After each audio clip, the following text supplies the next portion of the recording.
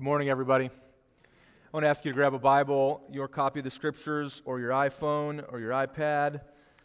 Turn to Ecclesiastes chapter 3, and as you do, I really wish I knew what time it is.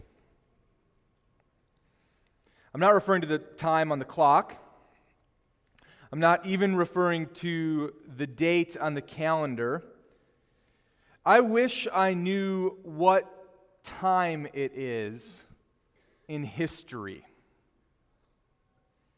Not in terms of years, but in light of thousands of years. Do you ever wonder why God has placed you in this time instead of a different time? Do you ever wonder why God is having you go through the things that you're going through right now, in this time, as opposed to a different time? I think we all think about that at certain points. What season of history are we actually in? And why has God ordered the times in the way that He has chosen to order them? Ecclesiastes chapter 3 addresses aspects of the times. We might even call it the times of God. And we see these times addressed by King Solomon in a poem. A very famous poem that if you're over the age of 35, you will hear the music in your head as we read it. And if you're under the age of 35, as we polled the office this week, you have no idea who the birds are. But let me read it for you. Ecclesiastes chapter 3 says this: "For everything there is a season and a time for every matter under heaven. A time to be born and a time to die. A time to plant and a time to pluck up what is planted. A time to kill and a time to heal. A time to break down and a time to build up. A time to weep and a time to laugh. A time to mourn and a time to dance. A time to cast away stones and a time to gather stones. A time to embrace and a time to refrain from embracing. A time to seek and a time to lose. A time to keep, a time to cast away. A time to tear and a time to sow. A time to keep silence and a time to speak. A time to love and a time to hate. A time for war and a time for peace. What gain has the worker from his toil? I have seen the business that God has given to the children of man to be busy with. He has made everything beautiful in its time. Also, He has put eternity into man's heart so that he cannot find out what God has done from the beginning to the end.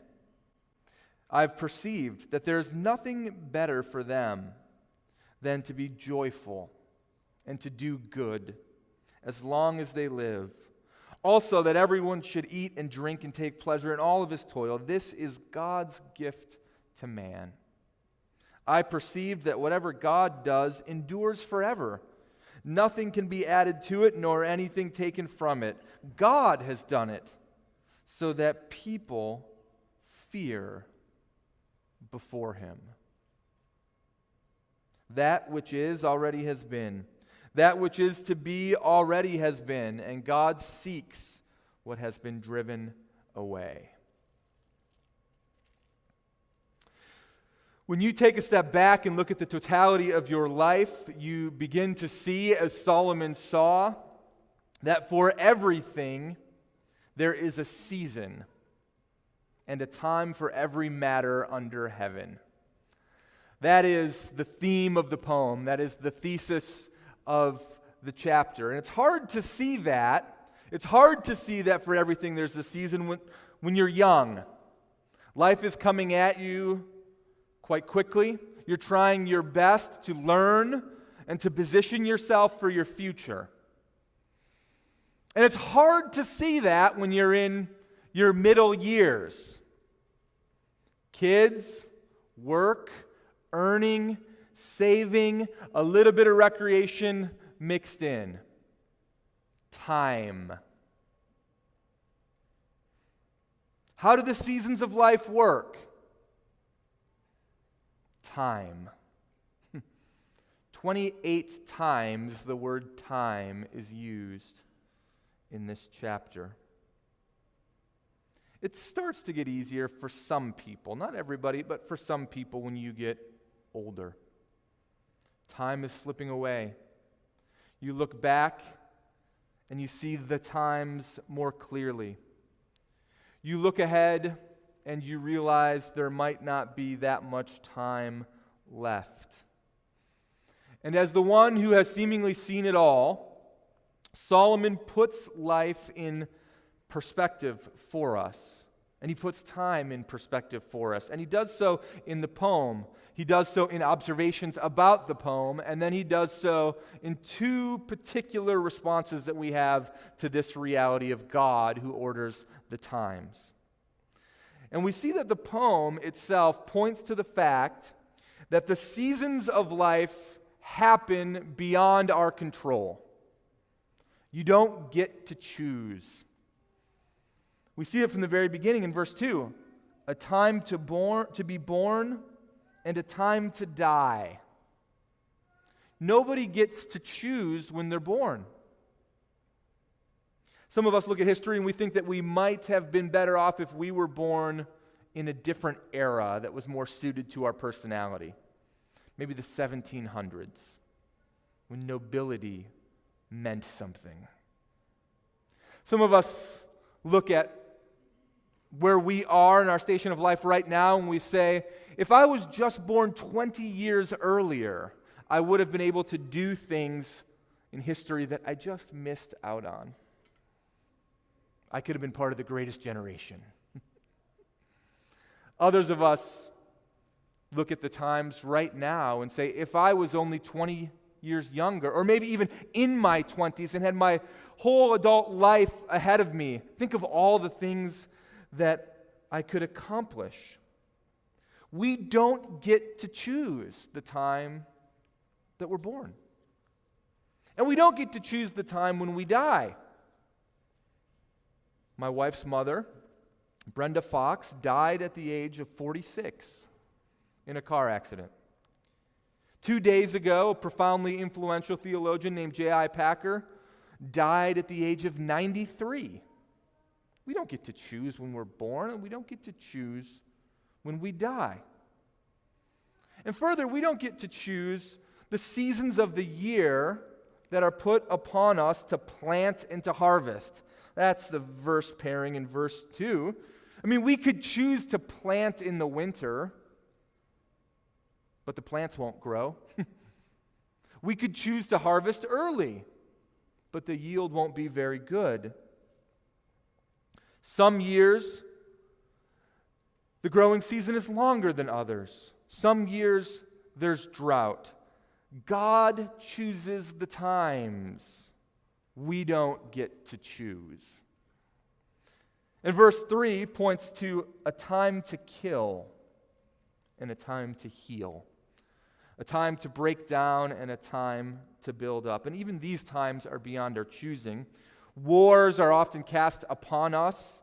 They're not necessarily of our choosing, hence a time to kill. And when wars begin, it is so often the case that people cannot conceive of when they'll actually end. The Iraq conflict was supposed to be quick. And years and years and years later, it remained. We don't get to choose. God is even involved in this. And so it's important to pause here and recognize that the poem and the descriptions of all the times and the seasons are just that. They're descriptions. They're not prescriptions. You know, the Bible often gives us commands or prescriptions or the things that we should do. And One of the ways that this passage is so often misinterpreted is to say that the poem is a series of prescriptions, that you are supposed to recognize the time and then do something accordingly. You're supposed to recognize the time to plant and then plant. You're supposed to recognize the time to kill and then kill. And recognize the time to heal and then heal. But the whole point of the verses of this poem are that we don't get to choose the times. You don't get to choose when you're born. You don't get to choose the planting and harvesting season. And you often do not get to choose when war is upon you. This is simply describing life and the realities under heaven. Life is ordered by God. And so you see in verse 4, a time to weep and a time to laugh, a time to mourn and a time to dance. And we're starting to feel the totality of emotion, because weeping finds its extreme expression in mourning, and laughing finds its ultimate expression in dancing. From one side of the spectrum to another of emotion, all of the way from weeping and mourning into laughing and dancing. The weeping that happens at the funeral and the intense mourning that follows, and the laughter that happens at the wedding and the dancing in the day of delight. Solomon is covering now the entirety of our human experience, our actions, the events, and even our emotions. And it seems that we start to see some repetition of the themes. Life and death, war and peace, grieving and healing. And so verse 5 says that there's a time to cast away stones and a time to gather stones. Again, this is an illustration of war, because in the ancient times, when warriors were upon the field or the encampment around a town or a village or a city, they would cast stones into the field where crops were grown so that the crop would yield no harvest. It would cut off their food supply. But during the time of peace, the stones were gathered again and removed, and prosperity would reign. Verse 7, likewise, a time to tear and a time to sow, a time to keep silent and a time to speak. When you're in the throes of grief in the ancient world, the common action was to tear your garments. It was a physical sign of your anguish. This was the action of grief.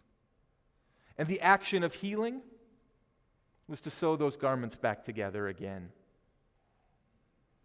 And the posture of grief was so often solitude and silence, and the posture of healing was you engage in speech with other people. Again, you know how this feels. You know this to be true. Sometimes when you're grieving, you just don't want to talk to people. But the sign that you are ready to re-engage happens when you emerge forth and begin conversing again. Solomon says that there's a time to seek and a time to lose, a time to keep and a time to cast away, verse 6. There are seasons in life where the acquiring of physical goods, it's just part of life. I have a lot more stuff than I want. I have a lot more stuff than I had 10 years ago because I have 3 children. And there are times, however, when you lose some of that stuff, and that's okay. There's times when you even cast away some of that stuff. There's wisdom in keeping for a while what you've acquired, because then you don't need to rebuy it again. But there is times when there's wisdom to sell some of the things that you have. If there's a downturn in the market, it's good to sell some of your things off because you need liquidity. If you're going to move from one place to another and the cost of moving all of those possessions become prohibitive to you, it's good to cast away some of your things. And as you're nearing the end of your life, it is often the case that you begin to clean out the attic, so that your children aren't burdened with a bunch of things that they don't want and don't know what to do with. This is one of the times of life.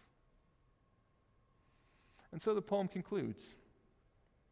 A time to love and a time to hate, a time for war and a time for peace. Emotion and action and life and death. Hate finds its extreme expression in war, and love finds its action in peace. These are the times of God. These are the seasons of life, the cyclical nature of human experience. Generation after generation living under heaven experiences these realities. And as you think about them and as you hear them, I wonder how you would describe the season of life that you're in right now. I'm sure you could attempt to describe the season of life that we're in as a nation right now.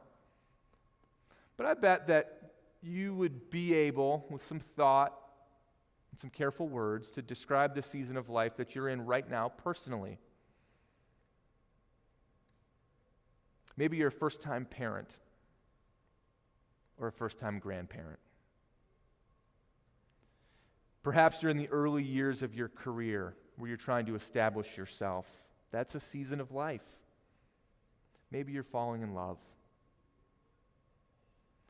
Perhaps you're trying to figure out how to serve the Lord with the gifts that He's given you, and it's been an ongoing struggle. Maybe you're in the long and steady years of marriage and family. Maybe you're in your peak earning years. That's a season of life. Perhaps you're in a season where you're serving God in an aggressive fashion. Maybe you would describe the season that you're in as parenting adult children. Or perhaps caring for aging parents. Some of you are in the season where you're beginning to thinking about retirement and using that time well. And still others are pursuing faithfulness to the end of your days because you see the horizon line before you. These are the seasons of life, common to everyone. And verses 9 through 11 show us that God alone is the one who is sovereign over these times. Look with me again. He says, "What gain has the worker from his toil? I've seen the business that God has given to the children of man to be busy with. He's made everything beautiful in its time. Also, He's put eternity into man's heart so that he cannot find out what God has done from the beginning to the end." The season of life that you are in has elements of the beauty of God in it. He's made everything beautiful in its time. Even if it's difficult, perhaps if it's easy, there are beautiful aspects to the seasons that God has placed you in. And he uses a very interesting phrase that God has put eternity in our hearts, and yet we can't always decipher the times. That's an interesting phrase, isn't it? God has placed eternity in your heart. And this is also true of all of humanity. Randy Alcorn says in his book called Heaven, he says, "The sense that we will live forever somewhere has shaped every civilization in human history. Australian Aborigines pictured heaven as a distant island beyond the western horizon. The early Finns thought it was a distant island in the faraway east. Mexicans, Peruvians, and Polynesians believed that they went to the sun or to the moon after death. Native Americans believed that in the afterlife their spirits would hunt the spirits of buffalo. The Gilgamesh epic, which was a Babylonian legend, refers to the resting place of heroes and hints at the tree of life. In the pyramids in Egypt, Embalmed bodies had maps placed beside them as guides to the future world. The Romans believed that the righteous would picnic in the Elysian fields with their horses grazing nearby. And Seneca, the Roman philosopher, said, "The day thou fearest as the last is but the birthday of eternity." Although all of these depictions of the afterlife are different from each other, there's a unifying reality. There's a unifying testimony in the human heart that throughout history is a belief in life after death. That anthropological evidence suggests that every culture has God-given innate sense of the eternal. That this world is not all that there is. And so to say that God has placed eternity in our hearts, the hearts of every single person, means that we intuitively recognize the past. We intuitively or innately recognize that there is a future. And yet, Solomon says that even though we have this internal wiring for eternity, we still can't necessarily decipher the times in which we live, or the seasons of life as they come upon us, or perhaps even the season that you're in right now.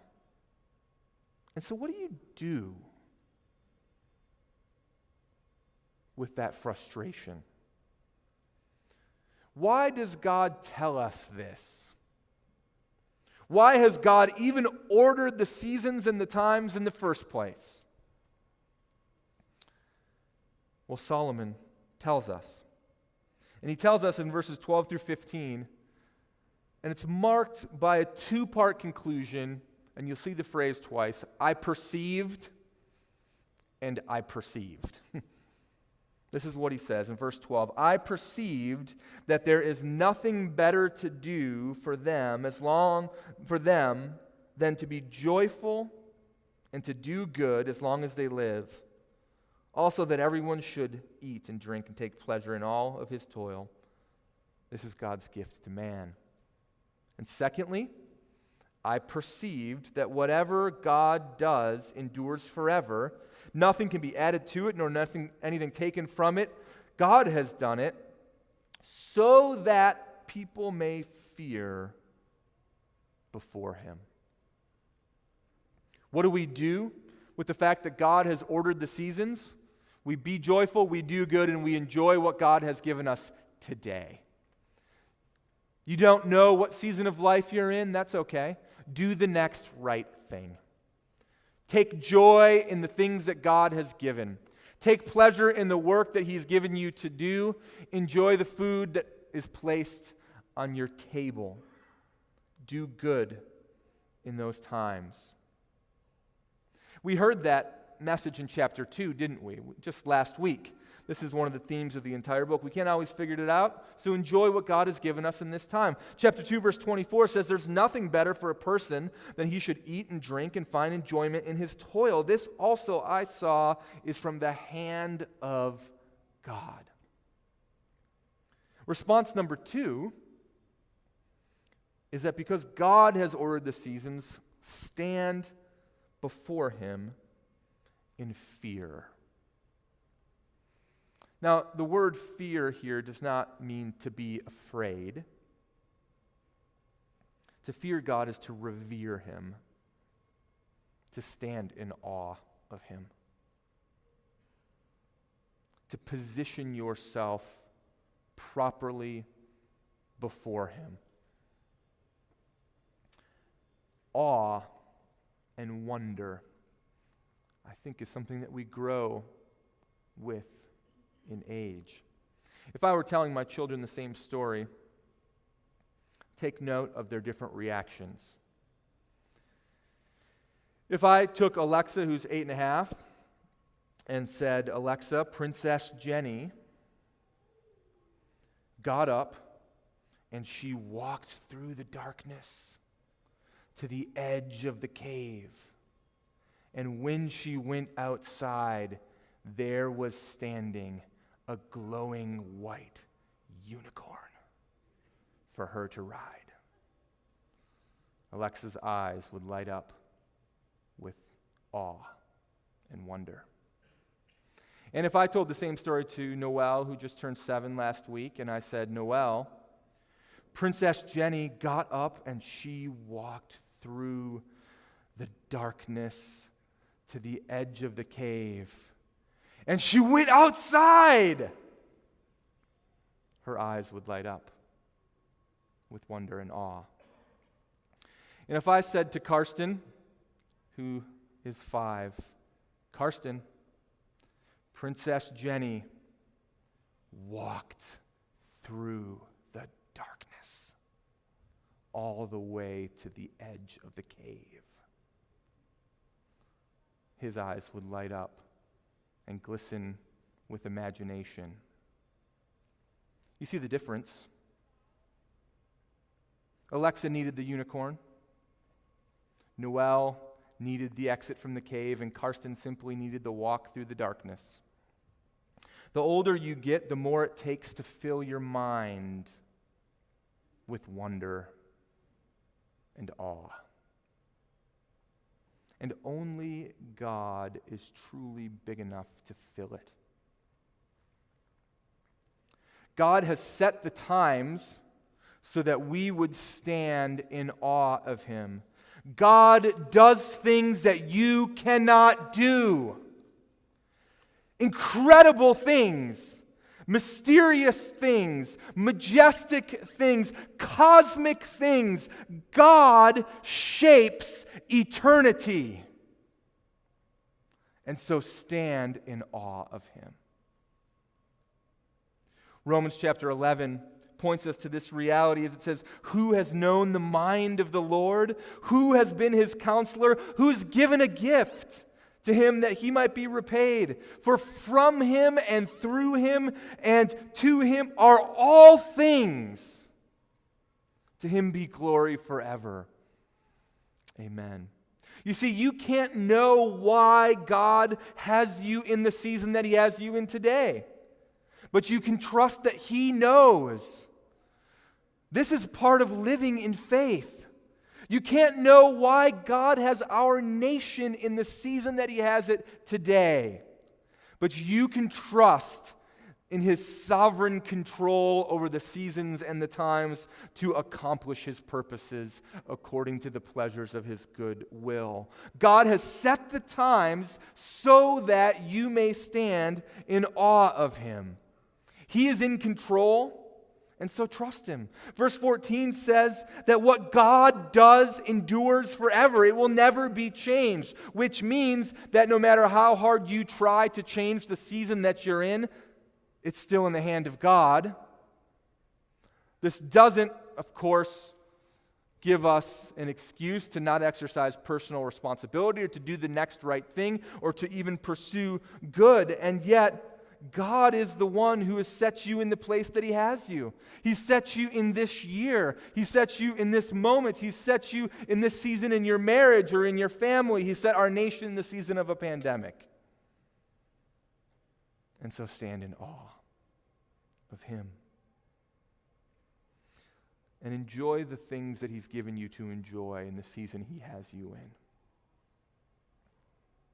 It's interesting when you think about God and setting the times, that you and I have the benefit of living in one of the most privileged times in human history, on this side of the cross.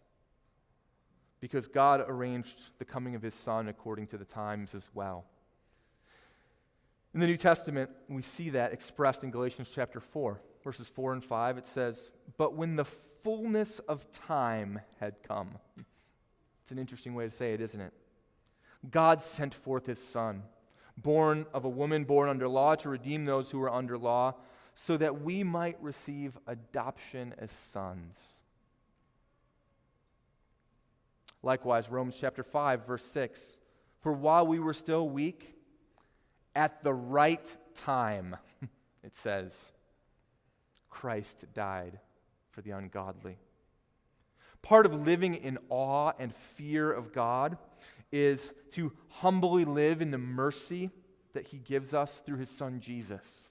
In fact, you can't live ultimately in awe and fear and reverence of God if you don't put your faith in the Son who has come to restore you to him. And you, each and every one of you, can all have and grow in that wonder and awe of God today, living in ongoing faith and faithfulness to his Son, Jesus. Because God has set the times so that we would stand in awe of him.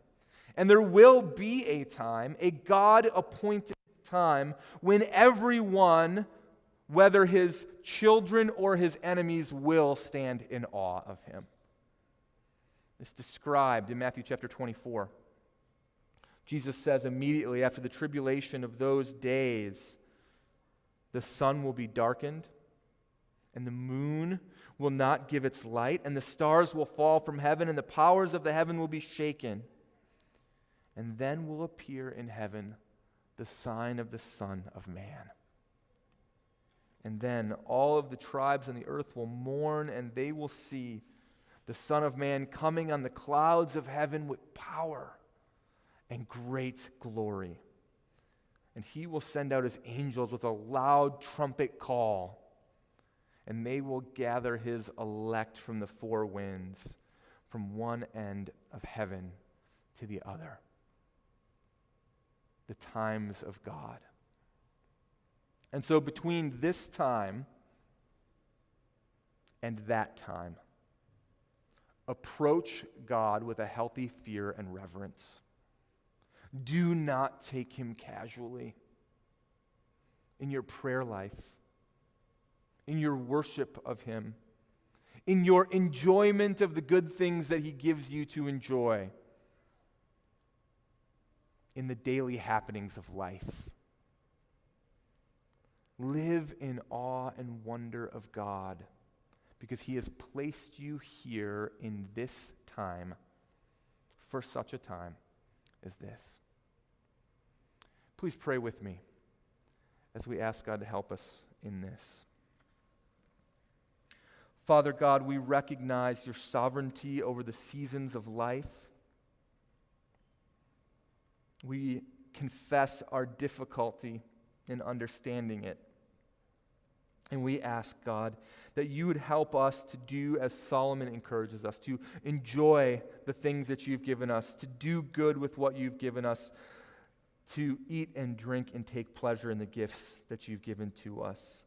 And God, that you would grow us in a posture of fear and reverence and awe before you. That as much as we are able of our own volition to position ourselves in such a way, and beyond that, Lord, that within our hearts that you would give us disposition of wonder. You are a great and mighty God. You do things that we cannot do, and you are worthy of our praise. In your mighty name we pray. Amen.